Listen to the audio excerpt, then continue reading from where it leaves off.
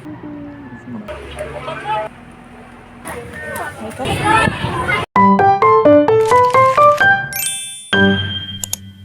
Day in My Life as a Stay-at-Home Mom and a Hands-on Mom. Yes, another nanay serya na naman tayo. And alam nyo ba, kapag may mga nakakapanood ng video ko, lagi na lang sinasabi nila napaka-productive ko, pero hindi pa yun yung pinaka-productive na ako. Dahil ang mga ginagawa ko sa araw-araw is mga kailangan ko talagang gawin at yun talagang mga nakasanayan ko na dapat magising ka ng onting maaga sa anak mo, tapos magkape ka na, magmuni-muni ka na, gawin mo na yung mga task mo habang tulog pa siya. Kasi pag gising na yan, nako, yari ka. At yun naman ang madalas kong ginagawa, pero minsan talaga pag nagigising ako na maaga, nakatulala lang ako. So ayun na nga, ang dami kong chika, eto magluto na tayo. So etong mga sangkap na to guys, binili na yan ng partner ko bago pa ako magising at bago pa siya pumasok sa work. Kumbaga, gabi pa lang nagtatalo na kami kung anong uulamin kinabukasan. Para pagdating nga naman ng umaga, ibibili na lang siya ng sangkap niya, ako na magluluto. At habang ayan nga, nagluluto ako, ginising ko na rin si Jonanax kasi may oras talaga ako ng pagising sa kanya. At napakahirap gisingin neto, ang daming etche-boreche sa katawan bago tumayo. Which is hindi ko naman masisisi din talaga. Bata pa ganun talaga. At inimis ko na nga rin tong kama pagkabangon niya para naman wala na akong gagawin mamaya kundi yung mga task ko na lang na kailangan gawin ngayong araw. And then ayan nga, bumaba na ako para tanungin ko anong kakainin niyang almusal. And syempre, alam niya naka-vlog ako kaya ayan, nagsisweet-sweetan ng person. And then eto, maghahanda na rin ng damit pamasok. And naalala ko nga pala, naglagay ako ng dehumidifier sa loob kasi maulan nung time na to. By the way, kung hindi pa kayo nakakabili nun, alam nyo na, nandito lang din sa video yan mamaya. Mamaya na, tapusin mo muna yung video ko, syempre. At kung wala ka pang naiisip na ulam ngayong araw, syempre, eto na nga, at magluto na lang kayo ng nilaga. Yung walang nor at purong katas ng baboy. Ay nako, napakasarap talaga. Dati kasi lagi ako naglalagay ng nor, pero nung natry ko yung walang nor, ayan, mas nanuot yung lasa ng baboy. Agahan mo lang ang pagluto kung kailangan maaga kayo kumain ng anak mo at may pasok. Para naman talagang katas na katas ang babbers, no? At isa rin kasi to sa paborito ng anak ko. Basta yung patatas na may sabaw, yan ang trademark niya. Pag eto ang ulam talaga namang napapakain talaga siya kahit hindi ko na yan subuan dahil mamadali talaga yan siya kumain. Hindi kagaya pag ibang ulam pahirapan pa talaga. Although hindi naman talaga siya mapili sa ulam, sinusubuan ko na dahil nagmamadali kami lagi. O diba, nagchichika pa lang ako, nakaligo na rin kami. Ganun talaga ang buhay nanay, madalas nagmamadali o kaya naman dapat mabilis kang kumilo. Dapat alerto ka sa bawat oras para alam mo yung timing ng bawat galong. Gaya ngayon, may mga nauusong mga nangunguha ng eme-eme, dapat alisto yung mata mo. Yung tipong lahat ng plaka gusto mo makikita mo. Kahit pa sabihin mong kakilala mo yung sinasakyan mo. At eto na nga, kakachika ko, ayun na siya, tumatakbo na papasok. At machika ko lang guys, ayan siya